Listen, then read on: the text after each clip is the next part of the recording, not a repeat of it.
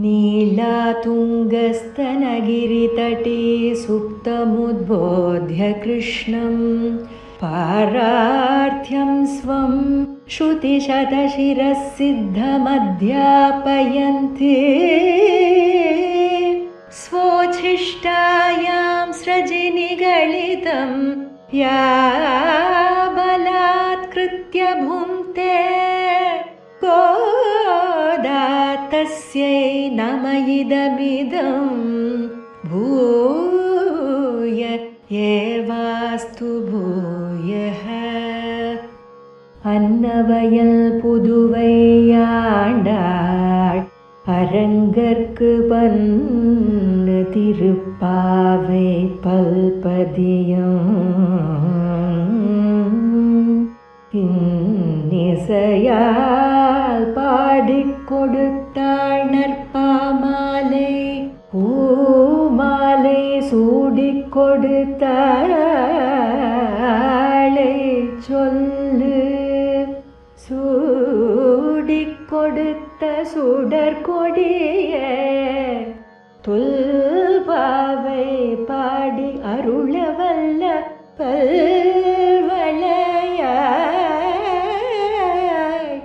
நாடி நீலே கடவர்க்கு கடவர்க்கு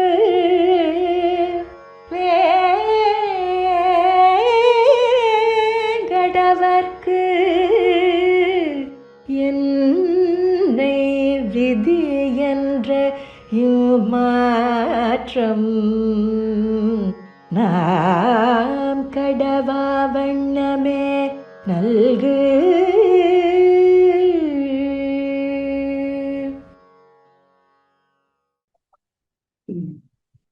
ஸ்ரீமதே ராமானுஜாய நமஹ. ஸ்ரீமத் வரவரமுனியே நமஹ. லக்ஷ்மீநாத சமாரம்பாம் நாதயாமுன மத்தியமாம் அஸ்மதாச்சாரிய பர்யந்தாம் வந்தே குரு பரம்பராம்.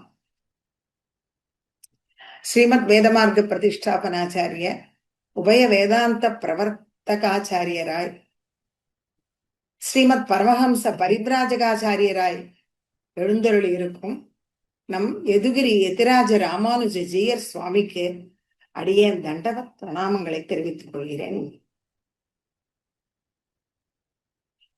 அவருடைய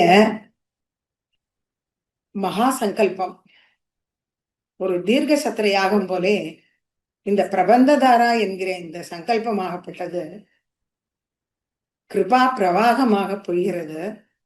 இந்த தாரையாகப்பட்டது நெல்லுக்கு இறைத்த நீர் வாய்க்கால் வழியோடி புல்லுக்கும் ஆங்கே பொசியுமா போல் என்பது போல் இந்த புல்லுக்கு சமமான அடியேன் வரையில் பிரவகித்ததே. இது என்ன கிருபை, இது என்ன காருண்யம். பூயோ பூயோ நமோஸ்துதே. நம் ஜீயர் சுவாமியுடைய ஆக்ஞா பலத்தினாலேயே இந்த பிரபந்ததாரையில் இந்த திருப்பாவை தொடர் நிகழ்ச்சியில் இன்றைய பாசுரமான 23ஆம் பாசுரமான மாரிமலை முழஞ்சில் பாசுரத்தை நம்முடைய அனுபவத்துக்காக இங்க கொள்கிறோம். ஜனன பவன பிரீத்தியா துக்தார்ணவம் பகுமன்யசே ஜனனி தைத்த பிரேம்னா புஷ்ணாசி தத் பரமம் பதம் உததி பரமவியோம்னோர் விஸ்மிருத்திய மாதிருச ரக்ஷணாக க்ஷமமிதி தியா பூயக ஸ்ரீரங்க தாமனி மோதசே என்கிறார் ஸ்ரீ பராசர பட்டர் அவனுடைய ஸ்ரீகுண ரத்னகோசம் என்னும் பிராட்டி வைபவத்தை சொல்ல வந்த கிரந்தத்திலே.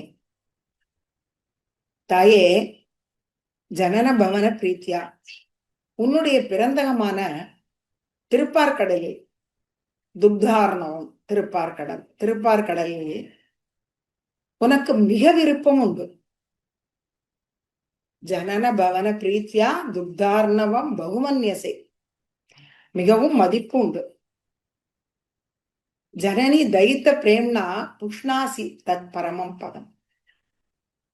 தாயே, உன்னுடைய புகுந்த வீடான பரமபதத்தில் உனக்கு மிக்க பலமாக இருக்கிறாய். அந்த நீ மிகவும் செழிப்பாக இருக்கிறாய்.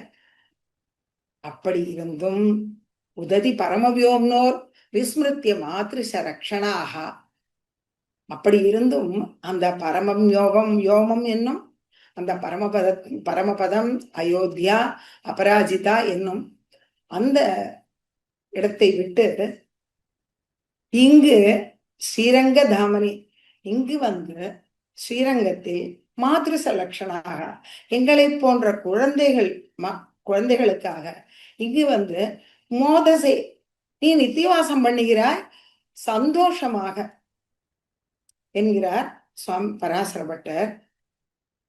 தாய்க்கு தன் புகுந்த வீட்டை விட, தன் பிறந்த வீட்டை விட, புகுந்த வீட்டை விட தன் குழந்தைகளுடன் இருப்பதில்தான் ஆனந்தம் அதிகம் அல்லவா?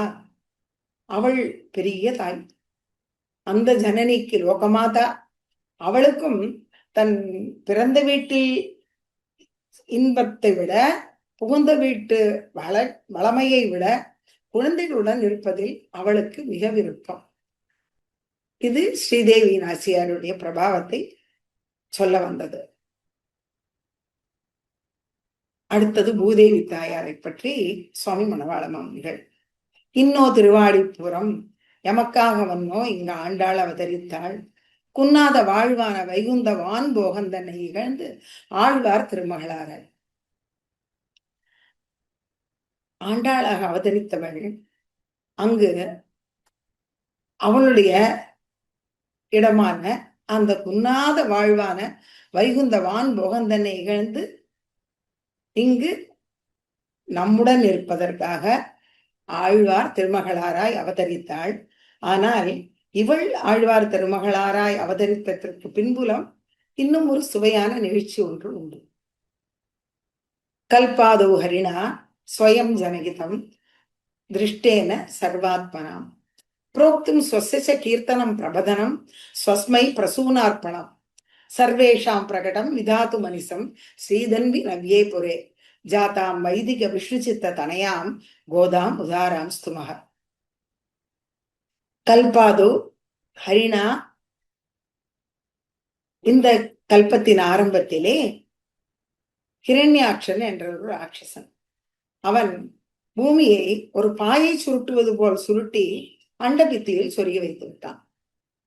பூமியை காணாமல் சிருஷ்டிகர்த்தாவான சிருஷ்டி பண்ண வேண்டிய நிலையில் உள்ள பிரம்மாதி தேவர்கள், பிரம்மா மற்ற தேவர்களுடன் பூமியை காணவில்லை என்று ஸ்ரீமன் நாராயணனிடம் போய் முறையிட்டனர்.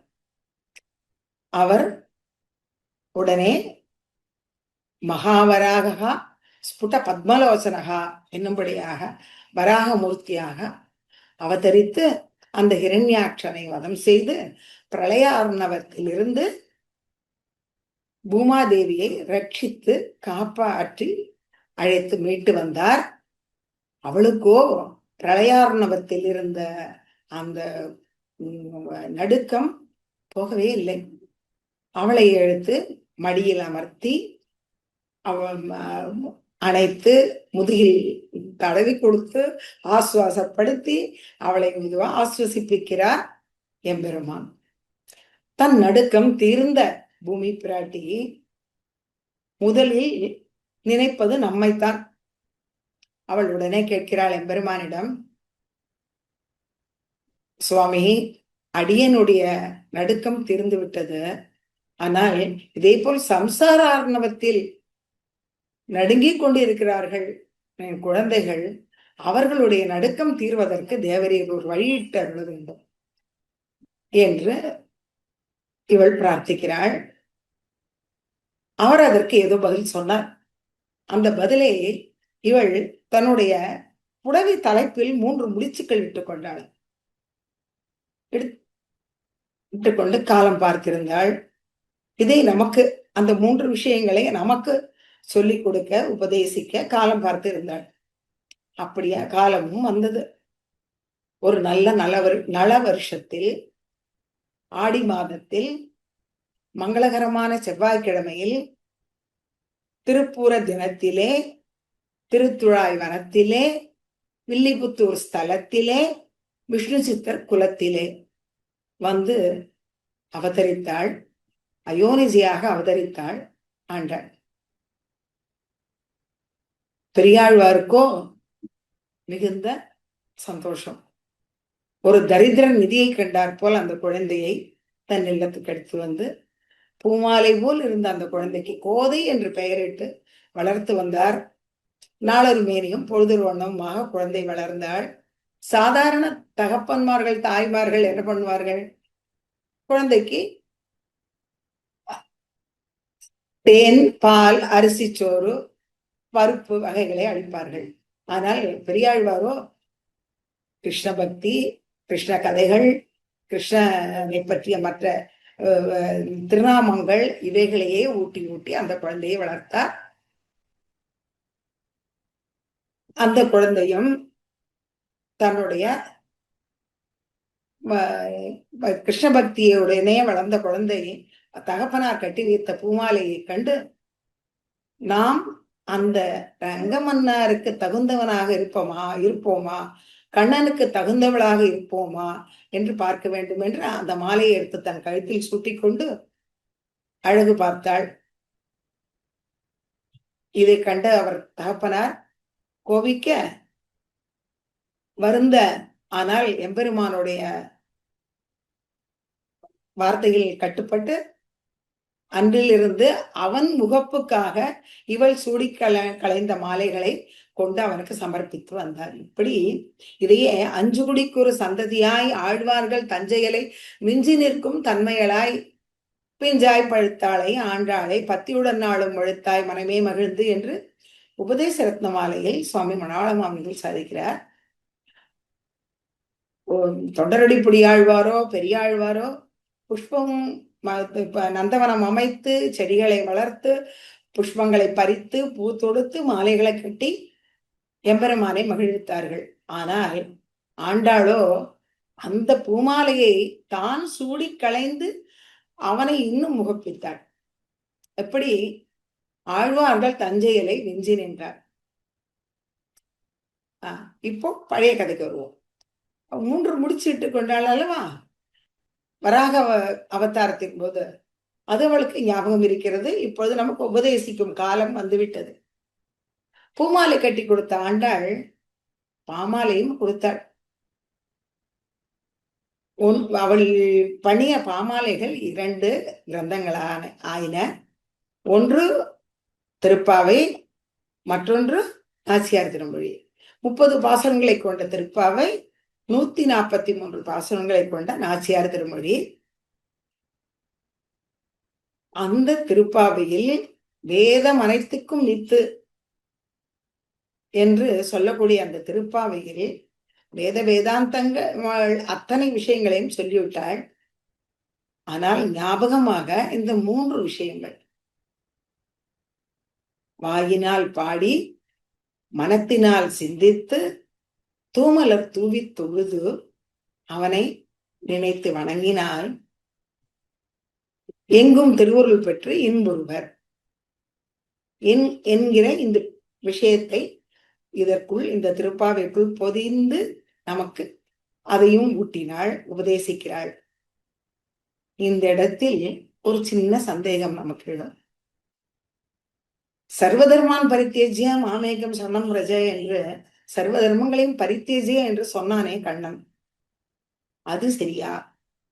இல்லை வாயினால் பாடி மனத்தினால் சிந்தித்து தூமலர் தூவில் தொழு என்கிறாரே வராக நாயனார், இது சரியா? நாம் என்ன பண்ண வேண்டும்? சர்வ தர்மங்களையும் விட வேண்டுமா? இதை செய்ய வேண்டுமா என்றொரு கேள்வி எழலாம். ஆண்டாள் அதற்கு எவ்வளவு அழகாக நமக்கு அதற்கு வழியிட்டு கொடுத்தாள். வாயினால் பாடி மனத்தினால் சிந்தித்து தூமலர் தூவி தொழுவது, இவை அனைத்தும் பக்தி மார்க்கத்தில் ஒரு அங்கமே. அதனால் பக்தி மார்க்கத்தில் உண்ணி இருக்கிறவர்கள் வாயினால் பாடி மனத்தினால் சிந்தித்து தூமலர் தூவி தொழலாம் பக்தி யோகத்திற்காக. ஆனால் கர்மயோகத்துக்கோ ஞான யோகத்துக்கோ பக்தி யோகத்துக்கோ எனக்கு சக்தி இல்லை, அது மட்டும் இல்ல, சொரூபத்துக்கு விருத்தம். என்று நினைக்கிறவர்களாக இருந்து சரணாகதி பண்ணி அவரே பிராபகம், எம்பெருமானே பிராபகம், எம்பெருமானே பிராபியம், அவனை அடைந்து அவன் நித்திய கைங்கரியம் பண்ணுவதே நமக்கு பிராபியம் என்று இருப்பவர்களாக இருந்து சரணாகதர்களாக இருப்பவர்களுக்கு சரணாகதி பண்ணின பிறகு இதே வாயினால் பாடி மனத்தினால் சிந்தித்து தூமலர் தூவி தொழுவது கைங்கரியம். பக்தியோக நிஷ்டனுக்கு அது கர்மம், செய்ய வேண்டிய காரியம். சரணாகதனுக்கு இது கைங்கரியம், கர்மம் கைங்கரியத்திலே போகும்.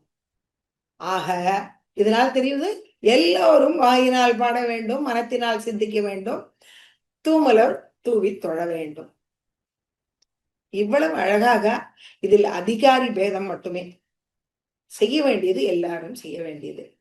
இப்படி அழகாக நமக்கு வழியிட்டு கொடுத்தாள் ஆண்டாள். அந்த ஆண்டாள் அருளிய திருப்பாவையில் முதல் 5 பாசுரங்களில் முதல் பாட்டிலேயே நாராயணனே பிராபகம் பிராபியம் என்று சொல்லிவிட்டால் இந்த பிரபந்தம் முழுக்கவே அதுதான். ஆனால் அதில் நாராயணனே நமக்கே பறை தருவான் என்று கூறினாள். அந்த நாராயணனே பரமன் என்றால் 2வது பாட்டில், அந்த பரமனே உத்தமன் புருஷோத்தமன் என்றால் 3வது பாட்டில், அந்த உத்தமனே சிருஷ்டிகர்த்தா பத்மநாபன் என்றால் 4வது பாட்டில், அவனே ஏஷ நாராயண ஸ்ரீமான் க்ஷீரார்ணவ நிகேதனகா நாகபர்யங்க முஸ்ரிஜி ஆகதோ மதுராம்புரே என்று மதுரை மன்னனாக வந்து அவதரித்தான், மதுராவில் வந்து அவதரித்தான் என்று 5வது பாட்டில் வைத்தாள். 6வது பாட்டிலிருந்து 15வது பாசுரம் வரையில் தன்னுடைய தோழிமார்களையும் எழுப்பிக் கொண்டு அனைவருமாக, அதாவது இனியது தனியருந்தேல் என்பது மரபு. இனிமையான விஷயத்தை தனியாக செய்யக்கூடாது. எப்படி கோபிமார்கள் அனைவருமாக கூடி கண்ணனுடன் அவனுடைய குணானுபவத்தையும் அவனையும் அவனுடைய சேஷிதைகளையும் அவனுடைய லீலைகளையும் அனுபவித்தார்களோ, அதே போல இங்கு ஸ்ரீவில்லிபுத்தூரில் தன்னுடைய தோழிமார்களை எல்லோரையும் அழைத்துக் கொண்டு இந்த ஸ்ரீவில்லிபுத்தூரையே அவள் மதுராவா ஆக்கிவிட்டாள். நந்தகோபர் கிரகத்தையே இங்கு படபத்திர சேனருடைய திருமாளிகை கோவிலாக நினைத்து கொண்டாள். அங்கு இருக்கும் குழந்தைகள் மற்ற சிறுமிகளையே கோபிமார்களாக நினைத்து கொண்டாள். தன்னையும் இடைப்பெண்ணாக அனுகாரம் பண்ணினாள். இடைப்பெண்ணாகவே மாறிவிட்டாள். இடைப்பேச்சும் முடை நாற்றமுமாக ஆகிவிட்டாள். அந்த திருப்பாவையில் 16வது பாசுரம் தொடங்கி இவர்கள் அனைவரையும் அழைத்துக் கொண்டு 16வது பாசுரத்தில் நந்தகோபுர திருமாளிகைக்கு செல்கிறார்கள். அங்கு வாயில் காப்போனையும் அனுமதி பெற்று, கோயில் காப்போன் அவனிடம் அனுமதி பெற்று, முதலில் கிரமமாக நந்தகோபரை எழுப்பி, அடுத்து யசோதை பிராட்டியை எழுப்பி, அடுத்து நம்பிமூத்த பிரான் பலராமனை எழுப்பி, அடுத்து நப்பின்னை கிருஷ்ணன் என்று எழுப்புகிறார்கள். 20வது பாட்டுடன் இந்த அவர்களை எழுப்பி முடித்தார்கள். 21லிருந்து அவருடன் இவர்களே நேரிட பேச ஆரம்பித்தார்கள். வார்த்தையாட முதலாக 21வது பாசுரத்திலிருந்து அங்கன்மா ஞாலத்து, இதற்கு முன் பாசுரமான அங்கன்மா ஞாலத்து பாசுரத்தில் கண்ணன் எப்படி கண் விழித்து இவர்களை பார்க்க வேண்டும், எப்படி பார்க்க வேண்டும் என்று இவர்கள் அவனுக்கு பாடம் எடுத்தார்கள். செங்கண் சிறுசிறிதே எம்மேல் விழியாகோ திங்களும் ஆதித்யனும் எழுந்தாற்போல் அங்கண் 2 கொண்டு எங்கள் மேல் நோக்குதியே எங்கள் மேல் சாபம் இழிந்தேலோர் எம்பாவாய் என்று முடித்தார்கள். உன்னுடைய அந்த கட்டாட்சத்தினால் நாங்கள் எங்களுடைய சாபம் தீர்க்கப்பட்டவர்களாக ஆவோம் என்று பிரார்த்தித்தார்கள். அவர் அப்படி கூட விழித்து பார்த்தால் சாபம் தீர்ந்து விடுமா என்ன? அவருக்கு தெரியாத விஷயமா கேட்கிறார். ஆமாம், சிரமணியும் விதுர ரிஷிபத்னிகளை புத்தராக்கின புண்டரீகாட்சன் நெடுநோக்கல்லவா. ஒரு சபரியையும் ஒரு விதுரரையும் ரிஷிபத்னிகளையும் பூத்தராக்கின புண்டரீகாட்சன் நெடுநோக்கு. இதை பற்றி நேற்றைய அனுபவம் நிறைய அனுபவித்தோம். அப்படிப்பட்ட இந்த பெண்கள் இப்பொழுது என்ன சொல்கிறார்கள்? அப்படியா, அப்படியானால் நீங்கள் உள்ளே வாருங்கள் என்று கண்ணன் அழைக்க, நாங்கள் இப்படியெல்லாம் வரமாட்டோம். நீ படுக்கை பற்றாக எந்த வார்த்தையும் எங்களுக்கு பேசக்கூடாது. நீ எழுந்திருந்து திருவோலக்கத்தில், பெரிய திருவோலக்கத்தில் அமர்ந்து நாங்கள் வந்த காரியம் என்னவென்று ஆராய வேண்டும் என்று இவர்கள் அவனிடம் பதில் கூறினார்கள். அப்பொழுது ஒரு க்ஷணம் தகைந்த எம்பெருமான் கண்ணன் நினைக்கிறான், ஐயோ பாவம், இவர்கள் பிராட்டி பரிகரங்கள். இவர்கள் எவ்வளவு தூரத்தில் இருந்து நடந்து ஒருத்தரை ஒருத்தர் எழுப்பி அழைத்து கொண்டு இங்கு வந்து நம்ம எல்லோரையும் எழுப்பி இங்கு வந்து நின்று நம்மளிடம் பிரார்த்திக்கும்படியாக இருந்து விட்டோமே. நாமல்லவோ முதலில் சென்று உங்களுக்கு என்ன வேண்டும் என்று கேட்டிருக்க வேண்டும். அதை விடுத்து அவர்கள் இங்கு வந்து தன் காரியத்தை பற்றி யாம் அந்த காரியம் ஆராய்ந்த அருள் என்று கேட்கும்படியாக பண்ணிவிட்டோமே என்று லஜித்து விட்டான். ஏனென்றால் அவனுடைய சுபாவம் அப்படி. ஸ்ரீராமாயணத்தில் தண்டகாரண்யத்தில் ரிஷிகள் அனைவரும் அங்கு ராட்சசர்களால் பீடிக்கப்பட்டு ஒருத்தருக்கு காதை காணும், ஒருத்தருக்கு கண்ணை பிடுங்கி விட்டான், ஒருத்தர் மூக்கை பிடுங்கி விட்டான், ஒருத்தர் கையை உடைத்து விட்டான். இப்படி அவரவர்கள் வருத்தப்பட்டு கொண்டிருக்கிறார்கள். யார் வந்து நம்மை ரட்சிக்க போகிறார்கள்? ராமபிரான் வரப்போவதாக கேள்விப்பட்டோம். எப்பொழுது வரப்போகிறாரோ என்று காத்து கொண்டிருக்கிறார்கள். அப்போது திடீரென்று ஒரு ஒளி, ஒரு மயில் கழுத்தின் சாயலில் ஒரு பச்சையும் இல்லாமல் நீளமும் இல்லாமல் ஒரு ஒளி அந்த தண்டகாரண்யத்தை சூழ்ந்து கொண்டது. ஆகா, சக்கரவர்த்தி திருமகன் வந்து விட்டார், ராமபிரான் வந்து விட்டார் நம்மை ரட்சிக்க என்று ஆனந்தத்துடன் இவர்கள் அனைவரும் தங்கள் ஏதோ கிடைத்த காய், கிழங்கு, கனி வகைகளை எடுத்துக்கொண்டு ராமனை நோக்கி வருகிறார்கள். அண்ணலும் இளங்கோவும் பிராட்டியும் ஒவ்வொருமா வருகிற கோலத்தை கண்டு, அவருடைய அந்த வடிவழகை கண்டு இவர்கள் சொல்ல வேண்டிய காரியத்தை மறந்து விட்டார்கள். மங்களாசாசனம் பண்ணினார்கள். பண்ணி அந்த அழகை பார்த்து, இந்த மான் தோலும் மரவுரியும் ஒருவருக்கு இப்படி இவ்வளவு அழகாக இருப்பதே, நாமும் இத்தனை வருஷங்களாக இதையே அணுகிறோம், இத்தனை பேரும் இவ்வளவு அழகாக இருக்குமா என்று இந்த ஒரு நாள் திருமுகத்தில் இந்த வடிவழகு படுத்தும் பாடு என்பார்கள். அதுபோல் வடிவழகு இவர்களை தாங்கள் சொல்ல வந்த விஷயத்தை மறக்க வைத்து விட்டது. சற்று நேரம் பொறுத்தே இவர்கள் தன் நினைவுக்கு வந்து, அதற்கு பிறகு ராமா இங்கே பார், ஏகிப்பிசை சரீரான், ராட்சசன் என் காதை பிடிங்கி விட்டான், என் கண்ணை பிடிங்கி விட்டான், என் கையை உடுத்தி விட்டான் என்று இவர்கள் அனைவரும் முறையிடுகிறார்கள். அப்பொழுது ராமபிரான் மிகவும் லஜ்ஜித்தாராம். என்னுடைய காவல் சோர்வு, நான் அல்லவோ முந்திர முன்னம் வந்து உங்களை ரட்சித்திருக்க வேண்டும். இந்த ராட்சசர்கள் உங்களை சிரமப்படுத்துவதற்கு முன்பே அல்லவோ நான் வந்திருக்க வேண்டும். இப்படி நீங்கள் வந்து உங்களுடைய வருத்தத்தை தெரிவிக்கும்படியாக வைத்துக் கொண்டேனே, முதலில் நீங்கள் என்னை மன்னித்துக் கொள்ளுங்கள் என்று க்ஷமார்ப்பணம் கேட்டுக்கொண்டான். அப்படிப்பட்டவன் இங்கு மட்டுமல்ல, விபீஷணன் வந்து நிற்கிறான் ஆகாயத்தில். ராஜ்யத்தை மனைவி மக்களை துறந்து ராமனே சரணம் என்று வந்து நிற்கிறான். ஆனால் இங்கு வானர முதலிகள் சுக்ரீவன் அவரை இப்போது அழைத்துக் கொள்ளக்கூடாது. அவரால் எங்க சக்கரவர்த்தி திருமானுக்கு கஷ்டம் ஏற்படுமோ என்றுதான் அவர்களுக்கும் பயம். கூடாது, அதற்காகவே அவர்கள் கூடாது என்கிறார். திருவடியோ நல்லவன் விபீஷணன், அழைத்துக் கொள்ளலாம் என்கிறார். வேண்டாம் என்று சொன்னவர்களுக்கு அவரவர்களுக்கு ஏற்ற தகுந்த பதில்களை, எத்தனை கதைகள், எத்தனை விஷயங்கள், அத்தனையும் சொல்லி அவர்களை சமாதானப்படுத்தி அதன் பிறகு சுக்ரீவனை அழைத்து, சுக்ரீவா ஆனேன ஹரிசிரேஷ்டம் தத்த அத்தியாபயம்மையா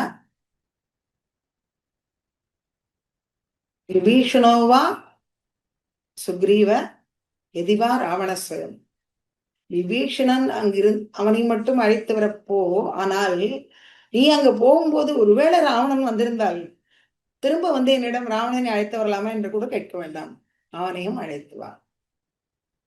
என்ன ஒரு குணம்! விபீஷணனையும் அழைத்து வா, உடன் ராவணன் வந்தால் அவனையும் அழைத்து வா என்று அனுப்பி வைத்தார். விபீஷணன் வந்தான்.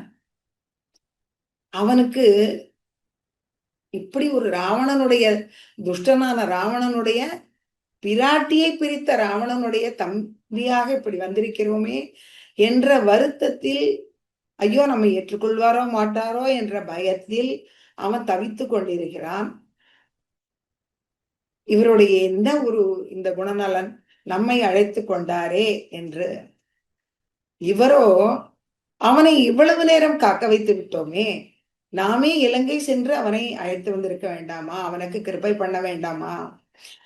வந்தவனை இவ்வளவு நேரம் அங்கு காக்க வைத்து இப்பொழுது அழைத்து வந்தோமே என்று அவனை தன் கண்களால் குளிர நோக்கி வார்த்தைகளால் அவனுக்கு சமாதானம் கூறிக்கொண்டிருந்தாராம் ராமர். அப்படிப்பட்டவர் அல்லவா அந்த கண்ணன். இங்கு சிறுமிகளை பார்த்து, சரி பெண்கள், உங்களுக்கு என்ன வேண்டும், நான் செய்ய வேண்டும் காரியம் என்ன என்று கேட்கிறான். அதற்கு அவர்கள், இல்ல, நீங்க பயணித்தபடியே இப்படி குன்னாங்குரிசியாக கேட்கக்கூடாது. பேரோலக்கத்தில் எழுந்தருளி இருந்து யாம் அந்த காரியம் ஆராய்ந்து அருள வேண்டும் என்று இவர்கள், இந்த பெண்கள் கூறினார்கள். இப்பொழுது பாசுரம். மாரிமலை முழஞ்சில் மன்னி கிடந்துறங்கும் சீரிய சிங்கம் மறிவுத்து தீவிழித்து வேரி மயிர் பொங்க எப்பாடும் பேர்ந்துதறி மூறி நிமிர்ந்து முழங்கி புறப்பட்டு போதருமா போலே நீ பூவை பூவண்ணா உன் கோவில் நின்று இங்கனே போந்தருளி கோப்புடைய சீரிய சிங்காசனத்திலிருந்து யாம் வந்த காரியம் ஆராய்ந்து அருளோர் எம்பாவாய். இனி பதபதார்த்தம்.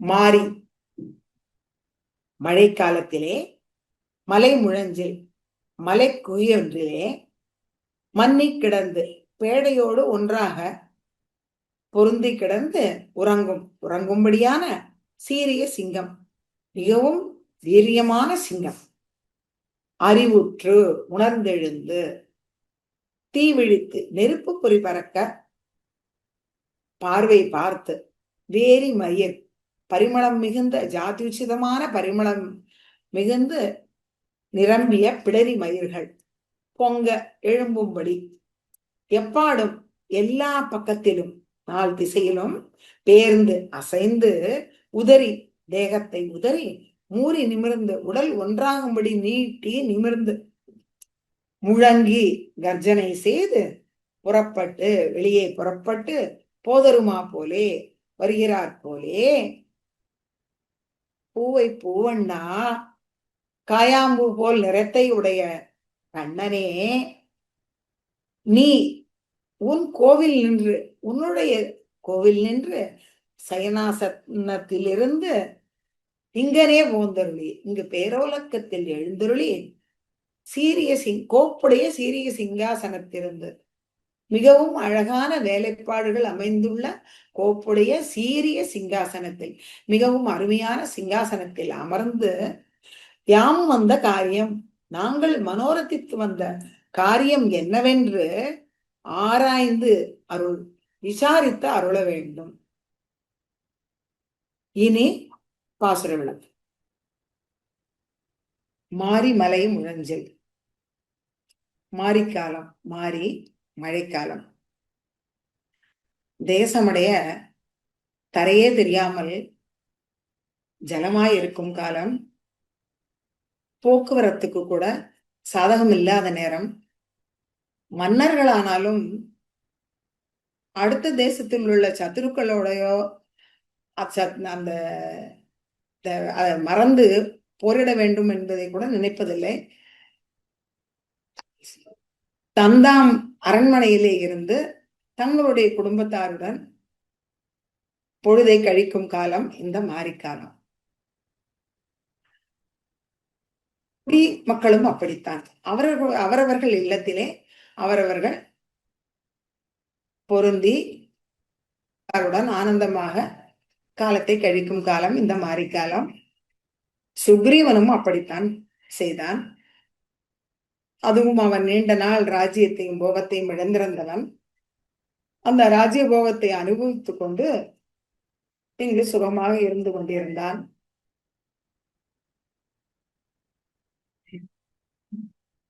மிகவும் நீண்டு விட்டதால் ராமபிரானே லக்ஷ்மணனை அழைத்து, வாலி போன வழி இன்னும் அடைபடவில்லை என்று சுக்ரீவனுக்கு தெரிவித்து விட்டு வா என்று அனுப்பியதும், சுக்ரீவன் அரண்மனை வாசலில் இருந்து லக்ஷ்மணன் டங்காரம் பண்ணுகிறார். நடுங்கி போய்விட்டான் சுக்ரீவன்.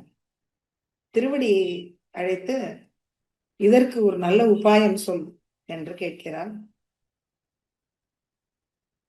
நீ பண்ணிய இந்த அவருடைய வார்த்தையை, அவருக்கு நீ கொடுத்த வார்த்தையை மறந்து நீ பண்ணின இந்த காரியத்துக்கு ஒரு அஞ்சலியை தவிர வேறு உபாயம் எதுவும் இல்லை என்று அவர் வழியிட்டு கொடுத்தார். ஆனால் அதற்கும் பயந்த சுக்ரீவன் தாரையை முதலில் அனுப்பி அவள் லக்ஷ்மணன் கோபத்தை தணித்து சமாதானம் பேசி, அதன் பிறகு சுக்ரீவன் சென்று சக்கரவர்த்தி திருமகன் திருவடியிலே அஞ்சலி பண்ணி விழுந்து அதன் பிறகு சீதையை தேடும் காரியத்தை தொடங்கினான். அப்படிப்பட்ட இது ஒரு மாரிக்காலம். ராமரோ இந்த மாரிக்காலத்தில் 4 மாதங்கள் மால்யவான் மலையில் பிராட்டி நினைவால் துடித்து போய் அவ்வப்பொழுது அவர் அழுத கண்ணீராக இருக்கும் காலத்தில் லக்ஷ்மணன் தன் வருத்தம் ஒரு பக்கம், அவரை கண்டு அவர் துடிக்கும் துடிப்பை பார்த்து லக்ஷ்மணன் துடித்துக் கொண்டிருந்தான்.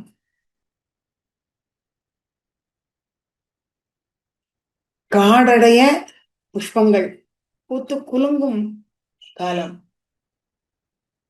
அத்தனை புஷ்பங்களையும் பார்த்ததுமே ராமபிரான் இவ்வளவு புஷ்பங்களை எடுத்து பறித்து வந்து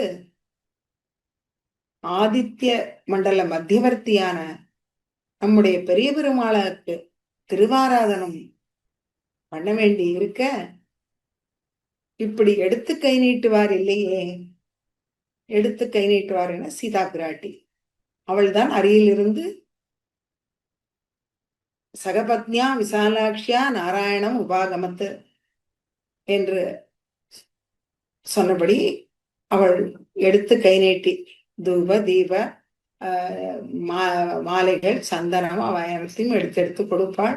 அவர் திருவாராதனம் பெரிய பெருமாளுக்கு கண்டருளுவார். பெரிய பெருமாள் அந்த திருவாராதனத்தை கொண்டருளுவார். சீதைக்கு இந்த பக்கம் பெரிய பெருமாளை பார்ப்பதும், அடுத்தது தன்னுடைய நாயகரை பார்ப்பதும், இருவரையும் மாற்றி மாற்றி பார்த்து இருவருடைய அழகையும் அதை எடுத்து கை நீட்டும் பொழுது அவர் அந்த திருவாராதனம் செய்யும் அழகை பார்த்து பார்த்து அவளுடைய கண்கள் விசாலமாகிவிட்டதனாம். அதனால் வால்மீகி சொல்கிறார், சகபத்னியா விசாலாட்சியா என்கிறார்.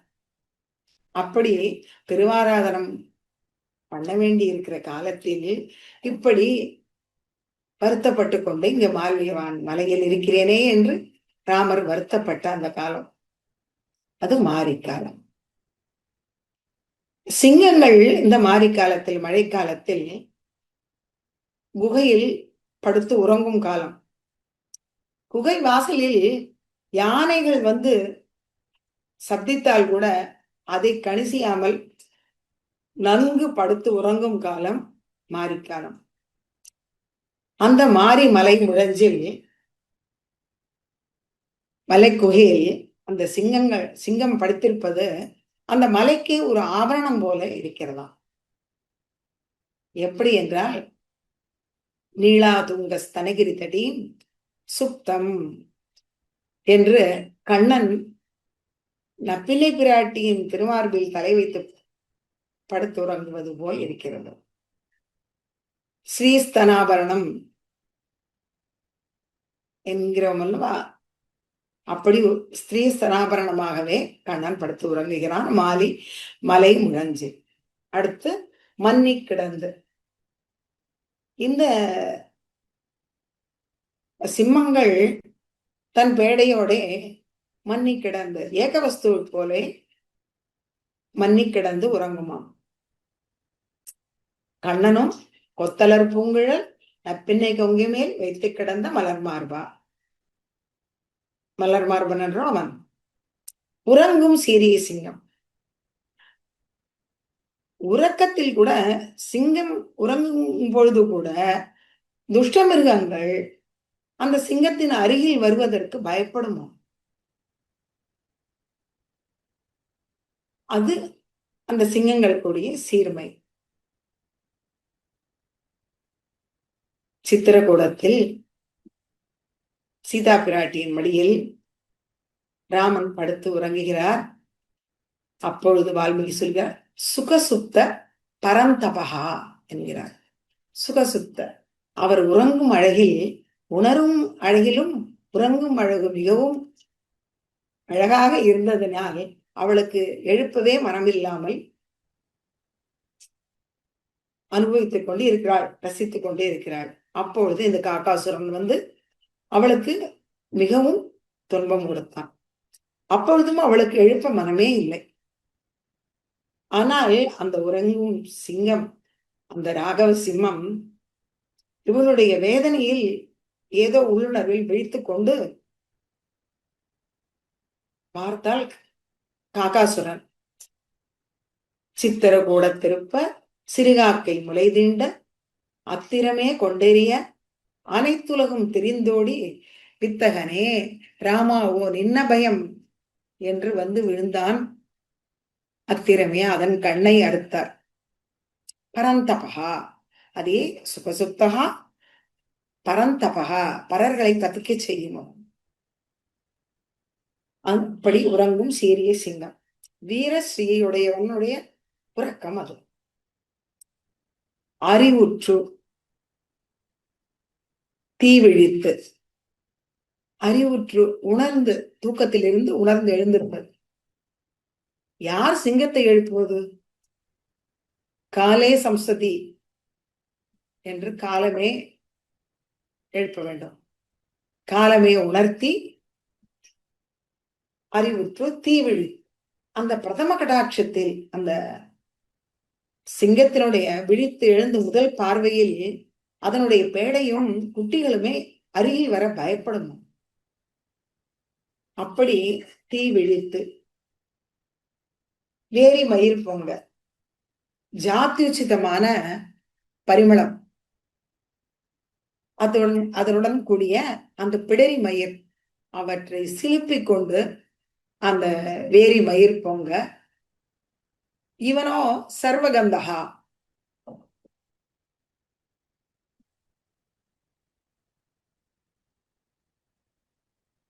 அதனால் சர்வகந்தகா இவன்.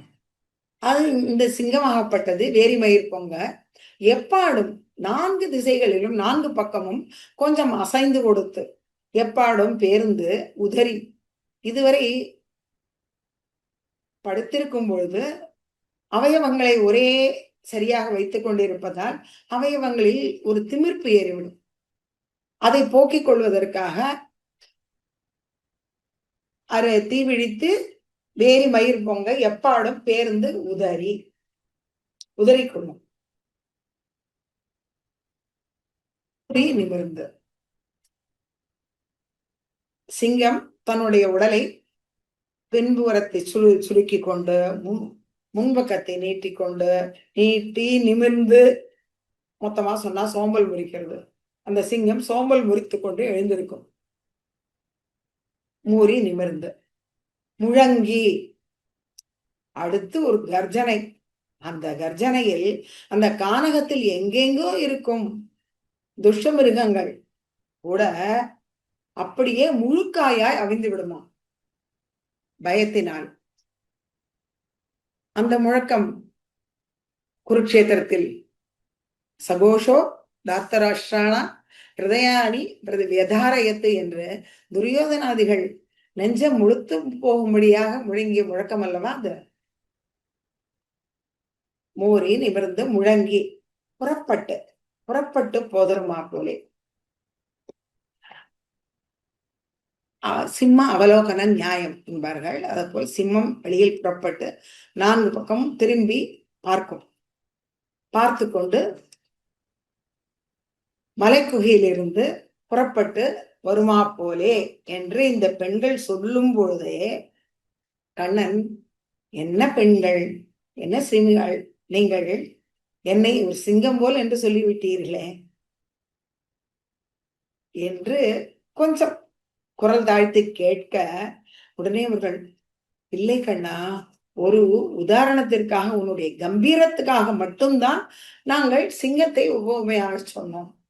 நீ பூவை பூவண்ணன் அல்லவா, போதருமா போலே என்றவர்கள் அடுத்த பதம் பூவை பூவண்ணா. நீ காயாம்பு நிறத்தவன் அல்லவா, காயாம்புவை போன்ற மிருது சுபாவம் உடையவன் அல்லவா.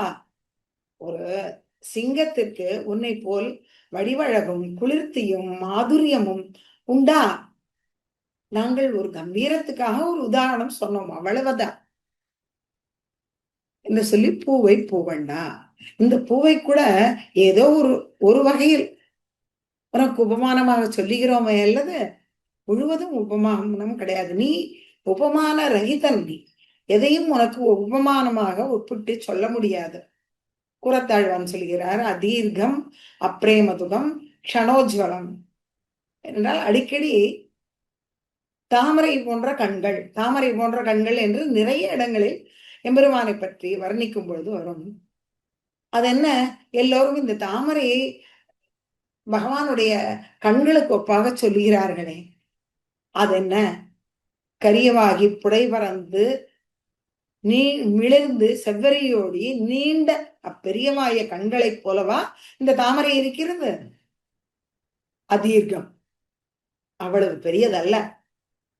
அப்ரேமதுகம், எம்பெருமானுடைய கண்களில் இருந்து எப்படி பிரேம பிரவாகம் நம்ம மீது பொழிகிறது. இந்த தாமரையிடம் அந்த பிரேம இருக்கிறதா, அதனால் அப்ரேமதுகம்.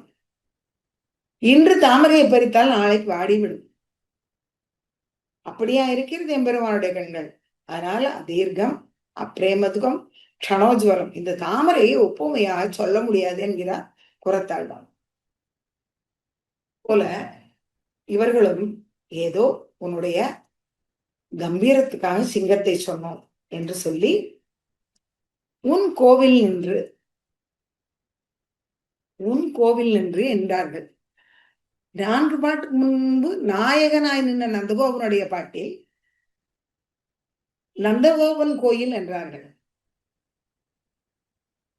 இங்கு உன் கோயில் என்கிறார்கள். இது என்ன, இது நந்தகோபன் கோயிலா கண்ணனுடைய திருமாளிகையா என்றால் உபயப்பிரதானம், இருவருக்குமே சமப்பிராதானியம் உள்ள இடம் இந்த நந்தகோபன் திருமாளிகை, நந்தகோபன் கோயில். ஆழ்வார் திருநகரியில் ஆழ்வார் ஆதிநாதர் தேவஸ்தானம் என்றே இருக்கும். ஆழ்வாருக்கும் ஆதிநாதருக்கும் ஆழ்வார் திருநகரில் சமப்பிராதானியம். குருக்ஷேத்திரத்தில் தேர்தட்டில் சாரதியாக கண்ணன் இருந்தபடியால் அங்கு சாரதிக்கு பிராதானியம். ரத்தியாக அர்ஜுனன் இருந்தபடியா அங்கு ரத்திக்கு ஏற்றம் என்பதால் அவனுக்கு பிராதானியம். ஆக இருவருக்கும் அங்கு சம பிராதானியம். அதே போல ராசமண்டலத்தில் நடுவில் ஒரு கிருஷ்ணன், இருபக்கமும் கோபிகைகள் என்னும் பொழுது கிருஷ்ணனுக்கு பிராதானியம். நடுவில் ஒரு கோபிகை, இருபக்கமும் கிருஷ்ணன் என்னும் பொழுது அங்கு கோபிகைக்கு பிராதானியம். அங்கு சம பிராதானியம், உபய பிராதானியம் அங்கும். அதே போல பிரணவத்திலே அகாரவாச்சியனான எம்பெருமானுக்கு அகாரவாச்சியன் என்பதால் பிராதானியம். ஆனால் அதை உணர்ந்து கொள்ள வேண்டிய சேதனன் என்பதால் மகாரவாச்சியனான ஜீவாத்மாவுக்கு பிராதானியம். அங்கும் உபயப்பிரதானம். இங்கு அடுத்து நம்முடைய ஹிருதய கமலத்தில் அங்கும் ஜீவாத்மாவும் பரமாத்மாவும். ஆக இப்படி இவ்விடத்தில் எல்லாம் உபய பிராதானியம்.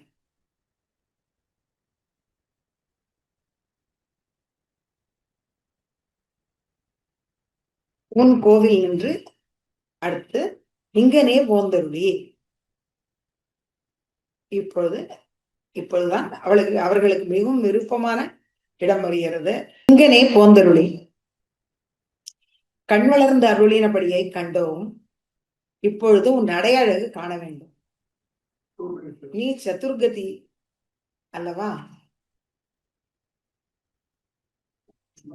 சிம்மகதி, கஜகதி, வியாகிரகதி, ரிஷபகதி என்று நீ 4 கதியிலும் நடக்கக்கூடியவன். இவையெல்லாம் நமக்கு நம்பெருமாள் பக்கலிலே காணலாம் என்பது லோகாச்சாரியர் வாக்கியம். இப்பொழுது பெரிய திருநாள் வந்து கொண்டிருக்கிறது. இதில் 20 நாட்களும் நாம் இந்த நம்பெருமாளுடைய நடையழகை கண்டு கொண்டிருக்கிறோம். அவர் புறப்பாடு கண்டருளும் போது முதலில் சிம்மகதி, வியாகிரகதி, ரிஷபகதி, கஜகதி என்று கம்பீரமாக சிம்மத்தினுடைய கம்பீரமும் புலியினுடைய வேகத்திலும் ரிஷபத்தினுடைய மிடுக்கிலும் யானையினுடைய பெருமிதத்திலும் நடையழகு நடந்து நமக்கு ஆனந்தத்தை அளிக்கிறார். அதே போல் ஆஸ்தானத்தில் திரும்புகாலில் திரும்பி எழும்பொழுது சர்பகதி என்று வேற சர்பகதி, அதையும் நாம் சேவிக்க முடியும். அப்படி இருக்கக்கூடியவன் அல்லவா என்று உன்னுடைய அந்த நடையழகை நாங்கள் காண வேண்டும் என்கிறார்கள் இந்த சிறுமிகள். உடனே அவன் எழுந்து ஓர் அடி எடுத்து வைக்கிறான். நடந்து 4 அடி எடுத்து ஆரம்பிக்கிறான். ஆரம்பிக்கும் பொழுதே இவர்களுக்கு அவனோட நடையழகில் தோற்றார்கள். அந்த நடக்கும் பொழுது அவனுடைய அசைந்து இருக்கும் அந்த குழல் கற்றைகள், திருக்குழல் கற்றைகள் அது அசைவதும், அவருடைய உத்தரியம் அசைவதும், திருத்துழாய் மாலை அசைவதும் இதை பார்த்த குழந்தைகள் ஆனந்தப்பட்டார்கள். அந்த அவருடைய விழி அசைவும், அந்த காது குண்டலங்களின் அசைவும் மெய்மறந்து போனார்கள். ஆழ்வான் கேட்கிறார், கர்ணிகாதவ கரீச கிமேஷா கர்ணபூஷணம் உதாம்ச விபூஷா அம்சலம்பி அலகபூஷணமாகோ மானசஸ்ய மமவா பரிகர்ம என்கிறார்.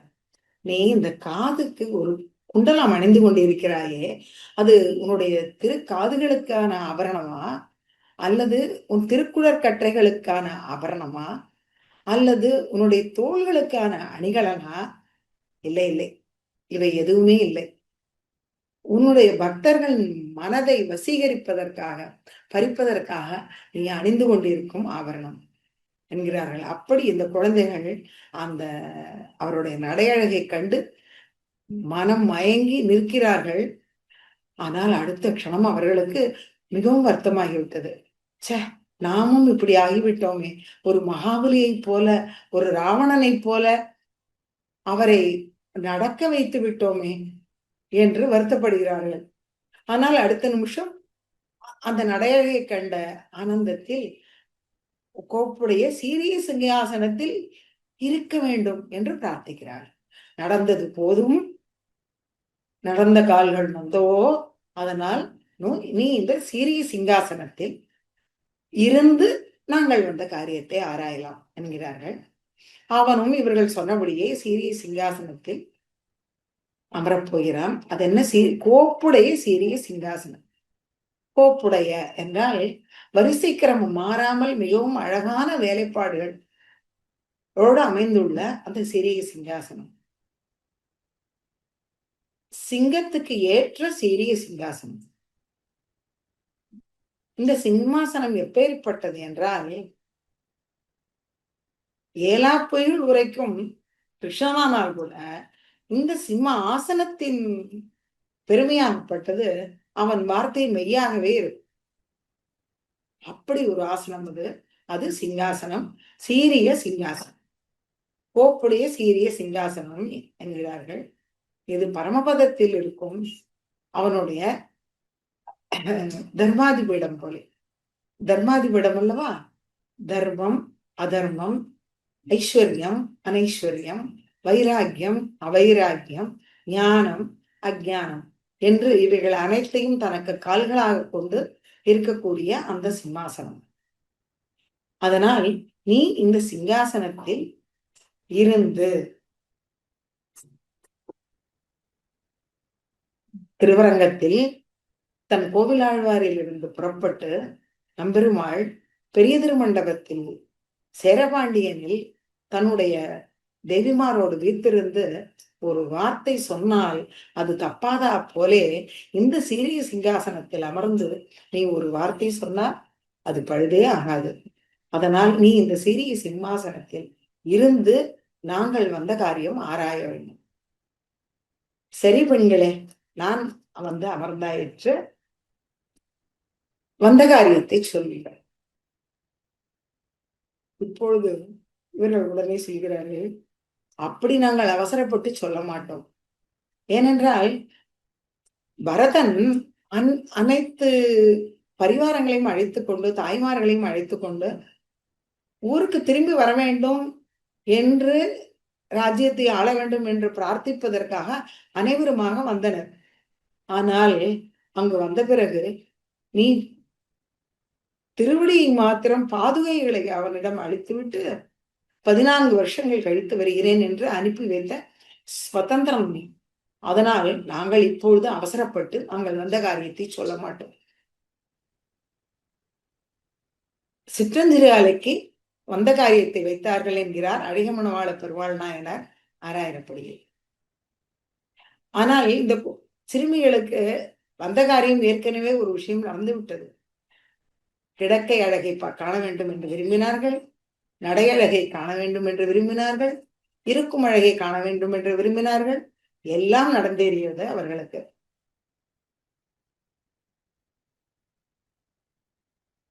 இப்பொழுது யாம் வந்த காரியம் ஆராய்ந்து அருள் என்று கூறிவிட்டார்கள். இப்பொழுது நாம் இந்த பாசுரத்தில் ராகவ சிம்மத்தை பற்றி பார்த்தோம். யாதவ சிம்மத்தின் குணநலன்களை பார்த்தோம். ரங்கேந்திர சிம்மத்தின் நடை மனக்கண்ணாலை பார்த்தோம். ஆனால் நரசிம்மத்தை காணவில்லையே. பள்ளியில் ஓதி வந்ததன் சிறுவன் வாயிலோர் 1000 நாமம் ஒள்ளியவாகி போதா அங்கதனுக்கு ஒன்னுமோர் பொறுப்பிலனாகி பிள்ளையை சீறி வெகுண்டு தூம்புடைப்பு பிறையை தனல் விழி பேழ்வாய் தெள்ளிய சிங்கம் ஆகிய தேவை திருவல்லிக்கேணி கண்டேனே என்று திருவல்லிக்கேணி வெளிசிங்க பெருமாள் ஒவ்வொரு சுவாதி நட்சத்திரத்தன்றும் ஒவ்வொரு மாதமும் புறப்பாடு கண்டருள்வார். கோயிலின் மேற்கு கோபுர வாசலில் வழியாக புறப்பாடு கண்டருள்வார். இந்த பாசுரத்தில் சீரிய சிங்கம் எப்படி பூவை பூவண்ணனாக மாறியது? சீரிய சிங்கம் பூவை பூவண்ணன், இது என்ன சேர்த்தி? இந்த சேர்த்தி எப்படி ஒத்து போகிறது என்பதை இங்கு நேரில் வந்து சேவித்தால் புரியும். ஒவ்வொரு சுவாதி என்றும் மாலை 5 மணிக்கு சரியாக தோல் அடிக்கும். அந்த சப்தத்துடன் சிங்கம் புறப்படும். தெள்ளிய சிங்கம் புறப்படுவார் கோளுக்கினியானில். புறப்பட்டு உள் கோபுர வாசலில் வரும்பொழுது முதல் பார்வை வடதிசை நோக்கி ஒரு பார்வை, அடுத்த க்ஷணம் தென்புறம் திரும்பி ஒரு பார்வை. சிம்ம அவலோகன நியாயம் என்பார்கள். அதே போல இருபுறமும் பார்ப்பார்கள். அடுத்து 4 அடி வேகமாக எடுத்து வைத்தால் பிரதான கோபுர வாயிலுக்கு வந்து விடுவார். சீரிய சிங்கம் அறிவுக்கு தீ விழித்து வேரிமயிர் பொங்க எப்பாடு பேருந்துதறி மூறி நிமிர்ந்து முழங்கி புறப்பட்டு போதருமா போலே என்று அதுவரை வந்து விடுவார். அந்த பிரதான கோபுர வாசலில் வந்ததும் மாலை வேளை அல்லவா, சூரியன் இறங்கும் நேரம். அவன் தன்னுடைய கிரணங்களால் அவர் திருவடியில் வருவான். ஏற்கனவே தேஜோமயம், இப்பொழுது இன்னும் பொன்னிறமாக ஆகியிருந்தார். குடைகளுக்கிடையில் அவர் வந்து வடபுறம் நோக்கி நிற்கும் அழகே அழகு. அப்பொழுது இதுவரை சிங்கமாக வந்தவர் அப்பொழுது சேவிக்க வேண்டும். பூவை பூவண்ணனாக இருப்பார். குழைந்து போய் விடுவார். அவருடைய ஆதிராஜ்ய சூச்சகமான திருவபிஷேகம், அஷ்டமி சந்திரன் போன்ற திருநெற்றி, கருணையே பொங்கும் விழிகள், அவருடைய கன்ன கதுப்புகள், அவை பூவை பூவண்ணன் என்பது போல் அவர் இந்த திருமுக மண்டலத்தில். அதற்கு மேலாக அந்த பிரகலாதனிடம் எப்படி அவர் அன்று பேசினாரோ, ஒரு சிறு குழந்தையிடம் எப்படி பரிவாக கனிவாக பேசுவாரோ அதே போல உதட்டை சுருக்கி கொண்டு பேசுவது போன்ற பாவத்தோடு இருக்கும் அவருடைய திரு அதரங்கள், திரு மோவாய். அந்த மோவாயில் இருக்கும் ஒரு அழகான குழி. இது யசோதா அங்குல்ய கிரேண சுமுகா கிராணமுத்து என்று யசோதை பிராட்டி அவருடைய கண்ணனின் மோவாயை பிடித்து கொண்டு வெண்ணையும் அடிசிலும் அவளுக்கு கண்ணனுக்கு ஊட்டுவாளாம். அதனால் அந்த மோவாயில் குழி, பெரிய குழி அழகாக ஏற்பட்டதாம். அந்த குழியை இப்படி செவிக்க வேண்டுமானால் தெளிசிங்க பெருமானை செவித்துக் கொள்ளலாம். அதில் அவருடைய அழகான திருக்கழுத்து, அதில் அவருக்கென்றே பிரத்யேகமாக ஏற்பட்ட காரை என்ற ஒரு திருவாபரணம், வலக்கை யாழி இடக்கை சங்கம்,